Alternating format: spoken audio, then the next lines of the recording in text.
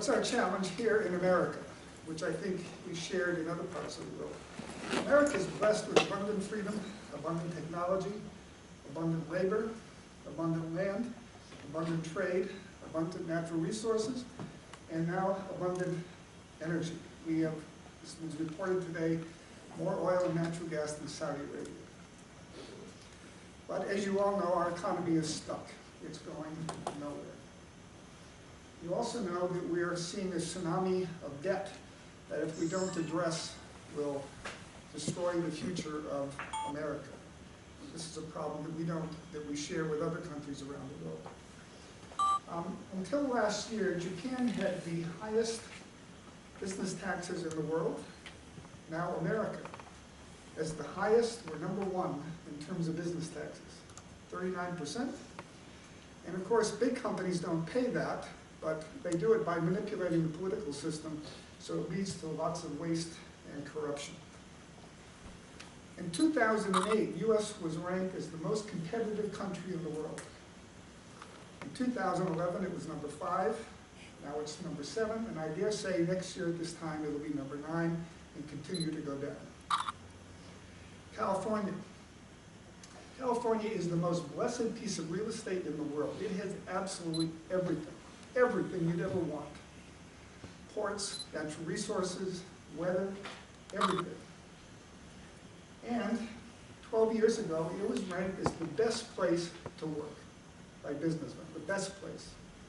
Now it's ranked the worst place to work in America. It's released. And the result is that 5 companies are leaving California every week. Every week, 5 companies are leaving California. Can you imagine? What about immigration? If Albert Einstein wanted to come to America today, we'd probably keep him out because he'd have to get in line behind millions of other folks. And in America, it's immigrants who create why America is the leading innovation country in the world. 53% of our CEOs here in Silicon Valley came from somewhere else.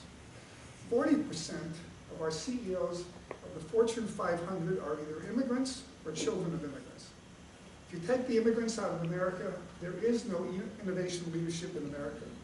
And clearly we don't want these people, we keep them.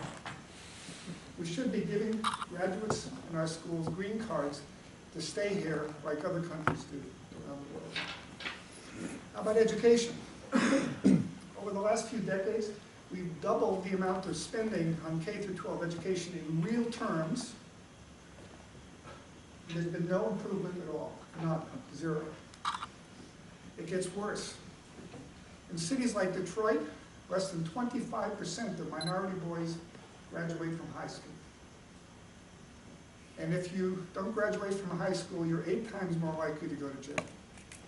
If an enemy did this to us, we would go to war with them, and yet we're doing it to ourselves here in America. How about China? It's interesting. China has more honor students than we have students. Being 1 in a million in China is actually not such a big deal. But I dare say in every other country, it is a big deal, except for India. How about innovation performance? HP puts out a tablet, 48 days later they have to pull it because nobody wants it, it's terrible. The military, they're $1 billion, $10 billion overruns all the time. They basically have no, what we would recognize as a serious innovation process anymore in the Department of Defense. Tech transfer, this group is the exception. Stanford is certainly an exception, but most university tech transfer programs don't work. We're going to talk about that. And even here, in the best innovation center in the world, until the meltdown, the 20 years before that, only less than 30% of venture capitalists made money. Imagine that. Innovation is really hard. That's my point. And if you don't do everything right, the chance of getting a positive return on it is not good. How about big companies? Here's a chart I always like to show. It shows the lifetime of the top 500 companies over the last, well, it actually goes back 100 years. And there are 2 things about this curve that are interesting. The vertical axis shows how long they last before they go bankrupt or go away, and you can see the years. So the first thing you notice are these big ups and downs. Those are the business cycles, where companies either last longer in good times or go away faster in bad times. We're in a bad time right now, companies are going away faster. The second thing is that at the turn of the century, if you're one of the biggest companies in the world, you lasted for more than 100 years before you went away, and we had lifetime employment. Today, if you become one of the biggest companies in the world, on the average, you've got 18 years left before you go away. Think about that. You've got everything, customers, money, partners, everything, and just at that moment, you're basically a dinosaur and you go away. The number of companies that have survived this transition is tiny. IBM is one of maybe 5 companies that have made the transition in the last 100 years. Early 90s weren't so good for us. Yeah, but it shows you how rare it is and the kind of leadership it takes to make that transition into the next generation of technology. Companies like MySpace that were big deals less than 10 years ago, or Sun, or Motorola. Think of that, Motorola sells the heart and soul of the company to Google. These are companies only less than 10 years ago were on top of the world. So here's a quote I like. Every CEO will at least give lip service to the idea that the world is moving faster and we need to do a better job in innovation. But if you go into an organization and you ask them to describe their innovation system, you get blank looks. They have none.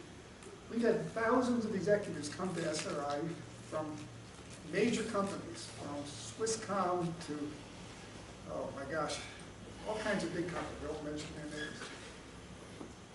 The number of companies that have a serious innovation process, you can count on one hand.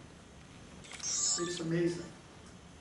And the proof is, and you can do this every time you walk into a company, go up to a middle-level manager and ask them to describe their innovation system. If they can't describe it, they have none. And I guarantee you, that will be what you find most of the time.